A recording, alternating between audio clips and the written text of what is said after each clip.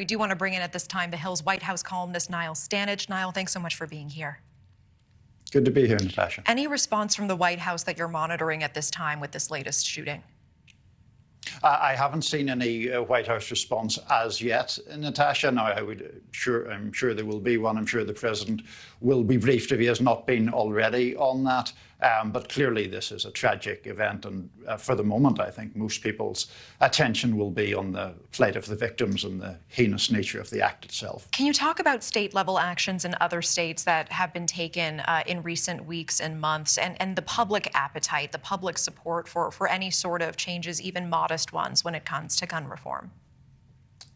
Yeah, I mean, on gun reform, there's clearly now widespread public support for some of the more modest changes that could be proposed. The most obvious one is universal background checks, which have absolutely sweeping support. I mean, 75, 80% in many polls, generally speaking, including a majority of Republicans as well as a majority of Democrats and independents. I think that has fed into some of the state-level actions that you referred to in your question, Natasha. There hasn't been that much action at the federal level, but we've seen Democratic governors, for example, in Michigan, Governor Whitmer, and the governor of Washington State quite recently sign bills that have tightened restrictions to some extent around guns, while still not interfering or infringing with the Second Amendment itself. You know, and interestingly, we know Jorge was talking about more law enforcement present than normal in Texas near the border right now because of Title 42 expiring in 5 days. Governor Abbott already indicating that some will be diverted for this investigation now. Help us understand the political context in Texas, a very pro-Second Amendment state.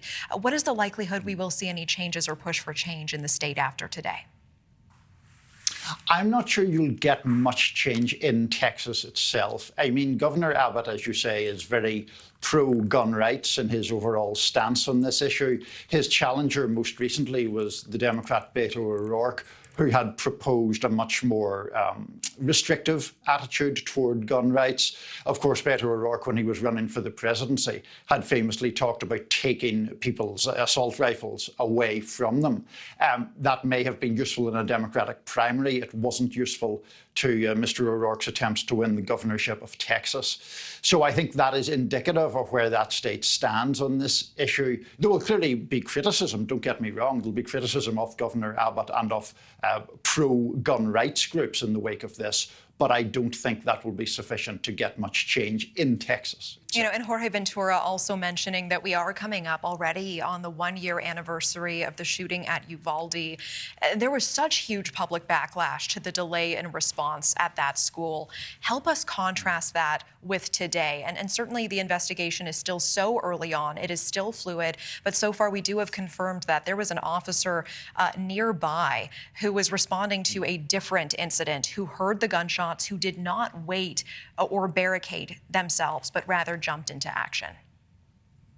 Yeah, I mean, obviously I'm going off the same reports that you are in that respect, Natasha, but it seems to be an act of great courage, clearly, by that officer to respond so promptly when they were responding to some other incident, and to have to instead react to such a grave and tragic situation as this is very, a very heroic act in and of itself.